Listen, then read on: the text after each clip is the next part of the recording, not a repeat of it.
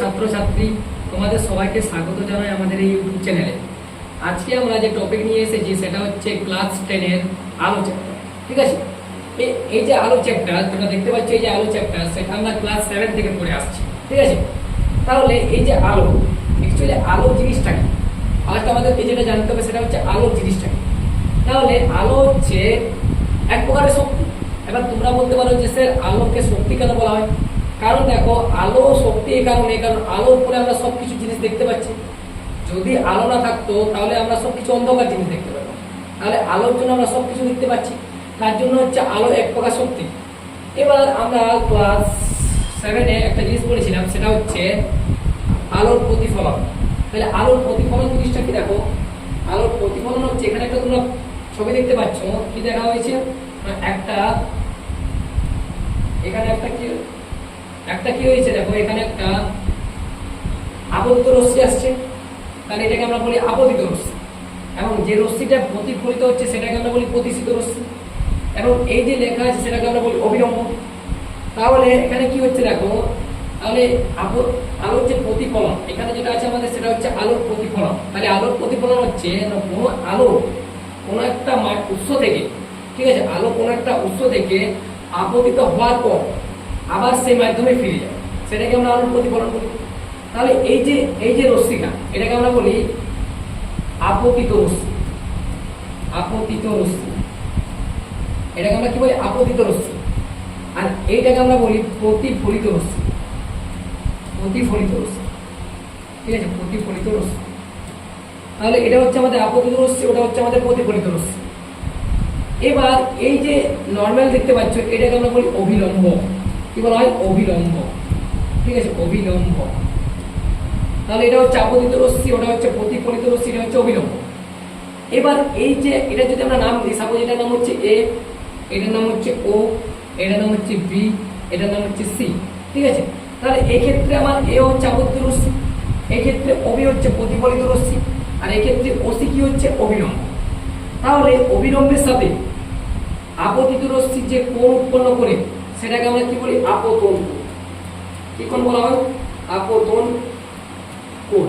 আপতন কোণ। এবং প্রতিফলিত রশ্মির সাথে অভিলম্ব যে কোণ সৃষ্টি করে সেটাকে আমরা বলি প্রতিফলন কোণ। প্রতিফলন কোণ।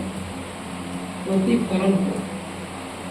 এবং এই যে বিন্দু যেখানে আপতিত রশ্মি, প্রতিফলিত রশ্মি এবং অভিলম্ব যেখানে কাজ করেছে সেটাকে আমরা কি বলবো? আপতন বিন্দু। সেটাকে বলা হয় আপতন বিন্দু। সেটাকে আমরা বলি আপতন বিন্দু। ঠিক আছে, এবং এই যে তলটা দেখতে পাচ্ছ, এই তলটাকে আমরা বলি প্রতিফলক তল। কি বলা হয়? প্রতিফলক তল। তাহলে আমরা এখান থেকে কতগুলো টার্ম পালি দেখো, একটা পেলাম আপতিত রশ্মি, একটা পেলাম প্রতিফলিত রশ্মি, একটা হচ্ছে অভিলম্ব, প্রতিফলন কোণ, আপতন বিন্দু, প্রতিফলক তল। এতগুলো আমরা টার্ম পেলাম। এবারে এই যে আলোর প্রতিফলন, তাহলে আলোর রশ্মিটা যে মাধ্যমে আসছে আবার সেই মাধ্যমে কি হচ্ছে? ফিরে যাচ্ছে। ঠিক আছে, তাহলে এই প্রতিফলন যেটা হচ্ছে আলোর প্রতিফলন, সেখানে আমাদের দুটো সূত্র জানতাম। কি কি সেই দুটো সূত্র হচ্ছে? একটা সূত্র হচ্ছে যে আপতিত রশ্মি, প্রতিফলিত রশ্মি, অঙ্কিত অভিলম্ব সর্বদাই একই সমতলে অবস্থান করে। তাহলে আপতিত রশ্মি, আপতিত রশ্মি, ঠিক আছে, প্রতিসিত বা প্রতিফলিত রশ্মি, প্রতিফলিত রশ্মি, ঠিক আছে, অঙ্কিত অভিলম্ব সর্বদা কি করছে? একই সমতলে অবস্থান করে। এটা হচ্ছে ফার্স্ট। সেকেন্ড নাম্বারে যে সূত্রটা হচ্ছে সেটা হচ্ছে এই যে আপতন কোণের মান এবং প্রতিফলন কোণের মান সেটা কি সমান। অর্থাৎ আমরা বলতে পারি যে কোণ আই ইজ ইকুয়াল টু কোণ আর। এখানে কোণ আই হচ্ছে আপতন কোণ আর কোণ আর হচ্ছে প্রতিফলন কোণ। তাহলে এই দুটো কোণ কি হয়? সমান হয়। দেখো তোমরা দেখতে পাচ্ছ দুটি কোণ সমান। তাহলে যদি কোনো একটা আপতিত রশ্মি 45 ডিগ্রি অ্যাঙ্গেলে আসে, তাহলে তার প্রতিফলন কোণ কত হবে? 45 ডিগ্রি হবে। ঠিক আছে, এটা খুব ইম্পর্টেন্ট, এই দুটো সূত্র খুব ইম্পর্টেন্ট। ঠিক আছে, নেক্সট আমরা যেটা করব সেটা হচ্ছে, সেটা কি হচ্ছে দেখো, সেটা হচ্ছে গোলীয় দর্পণে আলোর প্রতিফলন। এইখান থেকে অ্যাকচুয়ালি 10-এর সিলেবাস শুরু, মানে আলো। তাহলে গোলীয় দর্পণে আলোর প্রতিফলন এই জিনিসটা কি? এই জিনিসটা হচ্ছে দেখো এখানে দুটো পিকচার দেওয়া হয়েছে, ঠিক আছে, দুটো এখানে পিকচার দেওয়া হয়েছে। কিসের কিসের পিকচার? একটা হচ্ছে চামচের দুটো প্রান্তের পিকচার দেওয়া হয়েছে। এখানে কি বলা হয়েছে দেখো, এখানে বলা হয়েছে যে গোলীয় দর্পণে আলোর প্রতিফলন। কি বলা হয়েছে দেখো, বলছে স্টিলের চামচের দুটি পৃষ্ঠে আলোর প্রতিফলনের ফলে চামচের পিছনে এবং সামনে আমরা নিজেদের মুখ দেখতে পাই। ঠিক তো? একদম। দেখো এখানে নিজের মুখ দেখতে পাচ্ছে ব্যক্তি, ঠিক আছে, মানে আগেও দেখতে পাবো আর পিছনেও দেখতে পাবো। দেখতে পাই চামচের সামনের তল এবং পিছনের তল দুটি বক্র। চামচের এই যে তল দেখতে পাচ্ছ এবং এই যে তল দেখতে পাচ্ছ, এই দুটি তলকে আমরা কি বলি? বক্রতল বলা। বক্রতল, এটা কি বলা হয়? বক্রতল। এই দুটি তলকে আমরা বলি বক্রতল। এটার বক্রতল, আর এটার বক্রতল। তাহলে দুটি তলকে আমরা বলি বক্রতল। তাহলে এবার এখানে আমাদের এই যে ছবিটা দেওয়ার কারণ দেখো আমাদের যে চামচ সেটার যে তলটা সেটা কেমন হয়? গোলীয় হয়, ঠিক আছে। তাই এখানে বলা হয়েছে যে গোলীয় দর্পণের আলোর প্রতিফলন। এবার গোলীয় দর্পণের আলোর প্রতিফলন জিনিসটা দেখো, সেটা আমরা জানবো কি হচ্ছে। দেখো গোলীয় দর্পণের যে আলোর প্রতিফলন সেই জিনিসটা হচ্ছে, এখানে বলা হয়েছে দেখো, বলা হয়েছে যে চামচের যে তলগুলি, আমরা এখন দেখলাম চামচের যে তলগুলি সেটা আলোর প্রতিফলনের ফলে প্রতিবিম্ব গঠন করে, ঠিক আছে। চামচের যে তলগুলো থাকে সেগুলো কি করে? আলোর প্রতিফলন গঠন করে। এই তলগুলিকে গোলীয় তল বলা হয়। এই কারণের জন্য কি প্রতিফলন যেহেতু গঠন করছে তার জন্য এগুলোকে আমরা কি বলছি? গোলীয় তল বলছি, ঠিক আছে। আর চামচের ভিতরে, চামচের যেদিকে ভিতর, ঠিক আছে, এইভাবে যেটা থাকে, এবার একটা চামচ ধরো, এটা হাতটা আমার একটা চামচ, তাহলে চামচের যে ভিতরের তো মানে এটা, তাহলে এইটাকে আমরা বলবো অবতল এবং এটা হচ্ছে তার বাইরের তলটাকে আমরা বলবো উত্তল। তাহলে দেখো এখানে বলা আছে যে চামচের ভিতরের অবতল পৃষ্ঠটি দর্পণের মতো আচরণ করে, তাই সেটি অবতল। যেহেতু এই যে ভিতরের যে পৃষ্ঠটা সেটা অবতল দর্পণের মতন কাজ করে, তার জন্য এটা একটা অবতল দর্পণ। আর চামচের যে বাইরের পৃষ্ঠটা সেটা উত্তল দর্পণের মতন কাজ করে, তার জন্য এটা কি বলে? উত্তল দর্পণ। তাহলে আমরা এখান থেকে একটা জিনিস বুঝতে পারলাম যে এই যে গোলীয় দর্পণ, তাহলে গোলীয় দর্পণকে আমরা দুই ভাগে ভাগ করছি। একটা হচ্ছে কি? একটা হচ্ছে অবতল দর্পণ আর একটা হচ্ছে উত্তল দর্পণ। তাহলে আমরা এখানে যদি লিখি যে গোলীয় দর্পণ, তাহলে গোলীয় দর্পণকে আমরা দুটি ভাগে ভাগ করছি। একটা হচ্ছে অবতল দর্পণ আর একটা কি হচ্ছে? উত্তল দর্পণ। তাহলে একটা হচ্ছে অবতল দর্পণ। তাহলে অবতল দর্পণ কোনটা বলো তো? অবতল দর্পণ হচ্ছে ভিতরের পৃষ্ঠ, চামচের যে ভিতরের পৃষ্ঠ সেটা হচ্ছে অবতল দর্পণ এবং বাইরের পৃষ্ঠটা কি হচ্ছে? উত্তল দর্পণ, ঠিক আছে। নেক্সট দেখো যেটা আমরা পড়বো সেটা হচ্ছে, সেটা কি হচ্ছে দেখো, সেটা হচ্ছে যে কোনো প্রতিফলক তল যদি কোনো গোলকের অংশ বিশেষ হয় তাহলে তাকে গোলীয় দর্পণ বলা হয়। মানে কোনো একটা গোলীয়, ঠিক আছে, কোনো একটা প্রতিফলক তল যদি কোনো গোলকের অংশ বিশেষ হয়, মানে কোনো একটা গোলক আছে তো তার যদি অংশ বিশেষ হয় কোনো গোলীয় দর্পণ, তাহলে সেটাকে আমরা বলবো গোলীয় দর্পণ। এখানে আমরা গোলীয় দর্পণকে দু ভাগে ভাগ করছি। কি? একটা হচ্ছে উত্তল দর্পণ, যেটা আমরা বললাম সেটাকে ইংরেজিতে বলা হয় কনভেক্স মিরর, আর একটা হচ্ছে অবতল দর্পণ, যেটা ইংরেজিতে বলা হয় কনকেভ মিরর। উত্তল দর্পণ কাকে বলছি? কোনো গোলীয় দর্পণে বাইরের তল প্রতিফলক তল হিসেবে কাজ করে, সেই দর্পণটাকে আমরা বলি উত্তল দর্পণ। মানে কি দেখো, তোমরা এখানে একটা ছবি দেখতে পাচ্ছ, এখানে দুটো ছবি দেওয়া হয়েছে। কি? একটা হচ্ছে অবতল দর্পণ, একটা হচ্ছে উত্তল দর্পণ। তাহলে এখানে উত্তল দর্পণ সেই জিনিসটা কি করবো, যার প্রতিফলক তলটা কোথায় কাজ করবে? বাইরের দিকে, মানে বাইরের দিকে। তাহলে আমরা যেটা বলছিলাম সেটা হচ্ছে যে উত্তল দর্পণ সেই জিনিসটাই কোনো গোলীয় দর্পণের বাইরের তল যদি প্রতিফলক তল হিসেবে কাজ করে দর্পণটিকে উত্তল দর্পণ বলে। মানে কি দেখো এখানে একটা পিকচার দেখতে পাচ্ছ, দেখো এখানে দেওয়া হচ্ছে যেটা কনভেক্স, মানে কি এর বাইরের দিকটা প্রতিফলক তল হিসেবে কাজ করবে। বাইরের দিকটা মানে এই দিকটা, এখানে ভালো করে ছবিতে দেখতে পাচ্ছ যে এই যে আমার উত্তল দর্পণ, ঠিক আছে, কনভেক্স মিরর, তার বাইরের দিকটা কি করবে? প্রতিফলক তল হিসেবে কাজ করবে। মানে বাইরের যে সারফেসটা আছে সেটা কি করবে? আমার প্রতিফলক তল হিসেবে ক্ষেত্রে কাজ করবে, মানে এইটা, ঠিক আছে। এই জায়গাটা আবার কি করবে? প্রতিফলক তল হিসেবে কাজ করবে এই পোর্শন। মানে সেটাকে আমরা কি বলবো? সেটাকে আমরা এইটাকে আমরা কি বলছি? এটাকে আমরা বলছি উত্তল দর্পণ। এটাকে আমরা বলছি উত্তল দর্পণ, ঠিক আছে। মানে কি? মানে বাইরের তলটা প্রতিফলক হিসেবে কাজ করবে, ঠিক আছে। আর অবতল দর্পণ তার উল্টোটা কি হবে? ভিতরের তলটা প্রতিফলক তল হিসেবে কাজ করবে। দেখো এদিকে ভিতরের তলটা, তাহলে এটাকে আমরা কি বলবো? এটাকে আমরা বলবো অবতল। এটাকে আমরা বলবো অবতল।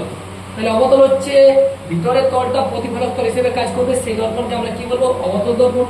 আর যে দর্পণের বাইরের তলটা প্রতিফলক হিসেবে কাজ করবে সেটাকে আমরা কি বলবো? উত্তল দর্পণ, ঠিক আছে। এখানে ছবিগুলো দেখতে পাচ্ছ, এবারে একটা জিনিস এখানে বলা ছিল, যেটা হচ্ছে দেখো এই যে উত্তল বা অবতল দর্পণ যেটা হলো সেটা একটা গোলকের অংশ। কারণ তুমি যদি এইভাবে ডট ডট করে লিখো তাহলে একটা গোলকের অংশ, ঠিক আছে। আর আমরা জানি যে এই যে গোলক, এটাকে আমরা বলি গোলকের কেন্দ্র বা একটা বৃত্তের কেন্দ্র, এবং এটাকে আমরা বলি ব্যাসার্ধ, বলি তো, ঠিক আছে, এটাকে ব্যাসার্ধ। তাহলে এক্ষেত্রে যদি আমরা বলি যে কনকেভ আর কনভেক্স, অর্থাৎ অবতল দর্পণের ক্ষেত্রে যদি এই জিনিসটাকে বলা হয় তাহলে কি হবে, তো এই ক্ষেত্রে এটাকে আমরা বলবো বক্রতা কেন্দ্র, এবং এই দূরত্বটাকে আমরা বলবো বক্রতা ব্যাসার্ধ, ঠিক আছে। তাহলে এটাকে আমরা কি বলবো, বক্রতা কেন্দ্র, অর্থাৎ এটাকে সি দ্বারা প্রকাশ করা হয়, ঠিক আছে। সেন্টার অফ কার্ভেচার, এটাকে ইংরেজিতে বলা হয় সেন্টার অফ কার্ভেচার, আর এটাকে কি বলবো, বক্রতা কেন্দ্র, ঠিক আছে। এটা হচ্ছে বক্রতা কেন্দ্র, এটাকে বলবো বক্রতা ব্যাসার্ধ, রেডিয়াস। তাহলে রেডিয়াস যেটাকে আমরা আর দ্বারা প্রকাশ করি, ঠিক তো। তাহলে স্যাম উত্তল দর্পণের ক্ষেত্রে যেমন যদি এটা আমরা একটা গোলকের অংশ ধরি, তাহলে এক্ষেত্রে এটা কি হবে, এটা হচ্ছে আমার কেন্দ্র, বক্রতা কেন্দ্র, আর এই দূরত্বটাকে আমরা কি বলবো, বক্রতা ব্যাসার্ধ। তাহলে এই জিনিসগুলো হচ্ছে। এবারে যেটা আমরা করবো সেটা হচ্ছে একটা দর্পণের, ঠিক আছে, একটা দর্পণের এই যে এটাকে কি বলা হয়, এটাকে বলা হয় প্রধান অক্ষ।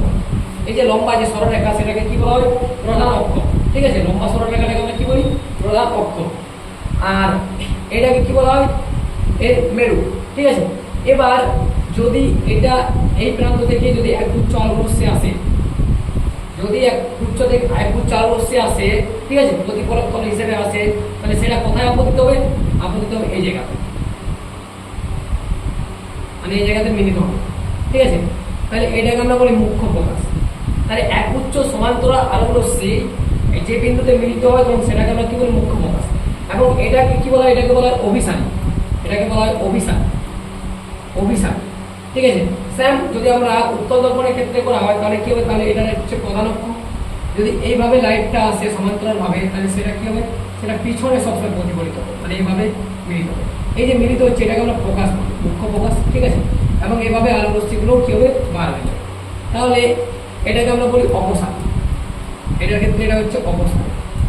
তাহলে এটা হচ্ছে অভিসার, এটা হচ্ছে অপসারণ, ঠিক। নেক্সট যেটা আমরা পড়বো সেটা হচ্ছে দেখো, সেটা কি হচ্ছে, সেটা হচ্ছে আলোক প্রতিসরণ। Very very important. আলোক প্রতিফলনটা ক্লাস 10 এ অতটা ইম্পর্টেন্ট নয়, কিন্তু আলোক প্রতিসরণটা হচ্ছে সবচেয়ে বেশি ইম্পর্টেন্ট। কি হচ্ছে দেখো, এখানে কি বলা হয়েছে, ফার্স্ট বলা হচ্ছে আলোক প্রতিসরণ কাকে বলে। আলোক প্রতিসরণ কাকে বলে, কি বলা হচ্ছে, একটি স্বচ্ছ মাধ্যম থেকে অন্য মাধ্যমটিতে যাওয়ার সময় আলোর পথের পরিবর্তনের ঘটনাকে আমরা বলি আলোক প্রতিসরণ। মানে সাপোজ একটা আলোর রশ্মি একটা মাধ্যম থেকে যখন অন্য মাধ্যমে যাওয়ার সময় আলোর যে পথের পরিবর্তন, মানে আলোর যে পথ, মানে যে পথে আলো যাচ্ছে তার যে পরিবর্তন, সেটাকে আমরা কি বলি, আলোক প্রতিসরণ, ঠিক আছে। এবারে দেখো এখানে কি বলা হয়েছে, দেখো এখানে আরেকটা ভাষা বলা হয়েছে, দেন এই ছবি আমরা দেখবো। যে প্রথম মাধ্যমটিতে আলো যে পথ দিয়ে ভ্রমণ করে তাকে আপত্ত রশ্মি বলে, আমরা একটু আগে বললাম। এবং দ্বিতীয় মাধ্যম থেকে প্রতিষ্ঠিত রশ্মি বলে, মানে যে মাধ্যম থেকে আলোটা আসবে, যেখান থেকে আলোটা আসবে সেটাকে আমরা বলবো আপতিত রশ্মি, আর যে মাধ্যমে আলোটা যাবে সেটাকে আমরা বলবো প্রতিষ্ঠিত রশ্মি। নেক্সট এখান থেকে দেখো একটা আমরা এখানে একটা ছবি দেখতে পাবো, দেখো কি বলা হয়েছে, দেখো এই ছবিটাতে এখানে একটা ছবি আছে। এখান থেকে আমাদেরকে বুঝতে হবে যে আলোর যে গতিপথ সেটা কিভাবে পরিবর্তিত হচ্ছে। তাহলে দেখো এই যে ইনসিডেন্টে দেওয়া হয়েছে, এখানে ইনসিডেন্টের মানে কি হচ্ছে, ইনসিডেন্টের মানে হচ্ছে আপতিত রশ্মি, আপতিত রশ্মি, আপতিত রশ্মি। এবং এই যে রিফ্লেক্টেড রে দেওয়া হয়েছে সেটাকে আমরা কি বলবো, প্রতিষ্ঠিত রশ্মি, প্রতিষ্ঠিত রশ্মি, ঠিক আছে। তাহলে এটা হচ্ছে আমার আপতিত রশ্মি, এটা হচ্ছে আমার প্রতিষ্ঠিত রশ্মি। এবারে দেখো এখান থেকে কি হচ্ছে, একটা আলোক রশ্মি এই বিন্দু থেকে আসছে, তাহলে এই বিন্দু থেকে আসার পরে তার যাওয়ার কথা ছিল কিন্তু এইভাবে, তার যাওয়ার কথা ছিল এইভাবে, এইভাবে এভাবে যাওয়ার কথা ছিল, কিন্তু দেখো এই পথে না গিয়ে সে একটু উচ্চ অবিলম্বের দিকে বেঁকে গেছে। কেন বলো, এই যে আমরা একটু আগে বললাম যে আলো একটি মাধ্যমে আসবে এবং তার যে গতিপথের যে পরিবর্তন সেটাকে আমরা বলবো আলোর প্রতিফলন। বাট এই যে গতিপথটা সেটা পরিবর্তন হচ্ছে কেন, দেখো এক্ষেত্রে এই যে এয়ার, এটা হচ্ছে বায়ু, এটাকে আমরা বলি কি, এটা হচ্ছে লঘু মাধ্যম, এটাকে বলা হয় লঘু মাধ্যম। আর এই যে গ্লাস বা কাঁচ এটাকে আমরা কি বলবো, ঘন মাধ্যম, ঘন মাধ্যম, ঠিক আছে। তাহলে বায়ুকে আমরা বলি লঘু মাধ্যম এবং কাঁচকে কি বলা হয়, ঘন মাধ্যম। তাহলে যখন একটা আলোক রশ্মি লঘু মাধ্যম থেকে ঘন মাধ্যম আসবে তখন সে কি হবে, অবিলম্বের থেকে বেঁকে যাবে, মানে অবিলম্বের কাছে চলে আসবে। কেন বলতো, কারণ আমরা জানি যে বায়ুতে আলোর গতিবেগ হচ্ছে বেশি, বায়ুতে আলোর গতিবেগ হচ্ছে কত, 3 × 10⁸ মিটার বাই সেকেন্ড, প্রতি সেকেন্ডে 3 লাখ কিলোমিটার, ঠিক আছে। তাহলে যখন একটা আলোক রশ্মি বাইরে থেকে কাছে প্রবেশ করছে তখন তার কি হচ্ছে, যখন কাছে প্রবেশ করছে তখন তার গতিবেগটা কি হচ্ছে, কমে যাচ্ছে। ঠিক আছে, যার জন্য সেটা কি হচ্ছে, যে পথে যাওয়ার কথা ছিল সে পথে না গিয়ে কি হচ্ছে, অবিলম্বের দিকে চলে আসছে, কারণ গতিবেগটা তার কমে যাচ্ছে। তার উল্টো দিকে দেখো কি বলা হয়েছে, যখন এবারে তার উল্টো, মানে এবারে আলোক রশ্মিটা কোথা থেকে যাবে, ঘন মাধ্যম থেকে লঘু মাধ্যম, অর্থাৎ কাছ থেকে বায়ুতে অথবা জল থেকে বায়ু। তাহলে কি হবে দেখো, যখন একটা আলোক রশ্মি, ঠিক আছে, যখন একটা আলোক রশ্মি কি হয়, ঘন মাধ্যম থেকে লঘু মাধ্যমে যায়, যখন একটা আলোক রশ্মি ঘন মাধ্যম থেকে লঘু মাধ্যমে যায় তখন সেটা কি হবে, অবিলম্বের দিক দূরে সরে যাবে। কেন বলো তো? কারণ দেখো, যখন সে ঘন মাধ্যমে ছিল তখন আলোর গতিবেগ ছিল কম, যেই সে লঘু মাধ্যমে প্রবেশ করছে অর্থাৎ বায়ু মাধ্যমে প্রবেশ করছে তখন তার গতিবেগটা কি হচ্ছে, বেড়ে যাচ্ছে, যার ফলে সেটা কি হচ্ছে, অবিলম্বের দূরে সরে যাচ্ছে। মানে অ্যাকচুয়ালি দেখো, যদি এই ছবিটা আমরা আরো ভালো করে এখানে দেখি, দেখো এখানে আরেকটা ছবি দেওয়া হয়েছে, এই জায়গাটাতে দেখো, এখানে দেখো, এখানে আরো ভালো করে দেওয়া হয়েছে, কি দেখো এখানে বলা হয়েছে, দেখো যখন একটা আলোক রশ্মি লঘু মাধ্যম থেকে ঘন মাধ্যমে আসছে সেটা কি হচ্ছে, অবিলম্বের কাছে চলে আসছে। দেখো এই পথে যাওয়ার কথা ছিল, কিন্তু এই পথে না গিয়ে কি হচ্ছে, অবিলম্বের কাছে চলে আসছে। কেন? কারণ গতিবেগটা কি হচ্ছে, কমে যাচ্ছে। স্যাম দেখো, যখন সেটা লঘু মাধ্যম থেকে ঘন মাধ্যমে প্রবেশ করছে তখন কি হচ্ছে, তখন তার যে গতিবেগ সেটা কি হচ্ছে, বৃদ্ধি পাচ্ছে। ঠিক আছে, ফলে যে পথে যাওয়ার কথা ছিল কি হচ্ছে, সে পথে না গিয়ে একটু বেগে যাচ্ছে, কোন দিকে বেগে যাচ্ছে, অবিলম্বে দূরে সরে যাচ্ছে। কেন? কারণ তার গতিবেগটা বৃদ্ধি পাচ্ছে। ঠিক আছে, তার জন্য আমরা আলোর প্রতিসরণের ক্ষেত্রে আলোর গতিপথের পরিবর্তন দেখতে পাই। কেন? কারণ আলোর গতিবেগের, আলোর যে গতিবেগ সেটা কি হচ্ছে, কমা বাড়া হচ্ছে, যার জন্য। তাহলে এটা হচ্ছে আমার আলোর প্রতিসরণ। এবার আমরা যেটা করবো সেটা কি হচ্ছে, দেখো সেটা হচ্ছে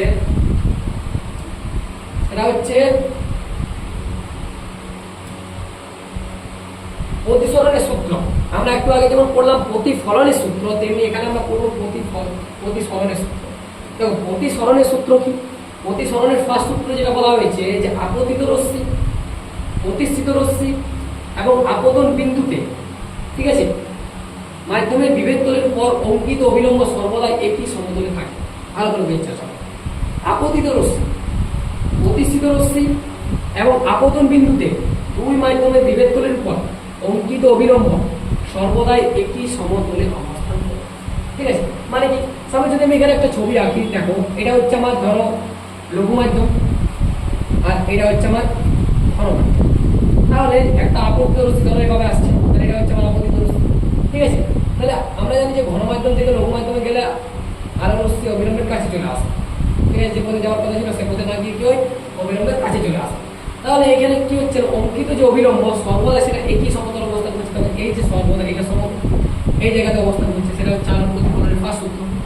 সেকেন্ড সূত্রে কি বলা হয়েছে, দুটি নির্দিষ্ট মাধ্যমে এবং একটি নির্দিষ্ট কোণের আলোর ক্ষেত্রে আপতন কোণের সাইন এবং প্রতিসরণ কোণের সাইনের অনুপাত সর্বদা কি হচ্ছে, এটা ভেরি ভেরি ইম্পর্টেন্ট। কি হচ্ছে, কি বলা হয়েছে, দেখো বলা হয়েছে যে দুটি নির্দিষ্ট মাধ্যমে একটি নির্দিষ্ট কোণের আলোর ক্ষেত্রে আপতন কোণের সাইন এবং প্রতিসরণ কোণের সাইনের অনুপাত সর্বদা ধ্রুবক হয়। মানে কি, মানে বলতে চাইছি যে সাইন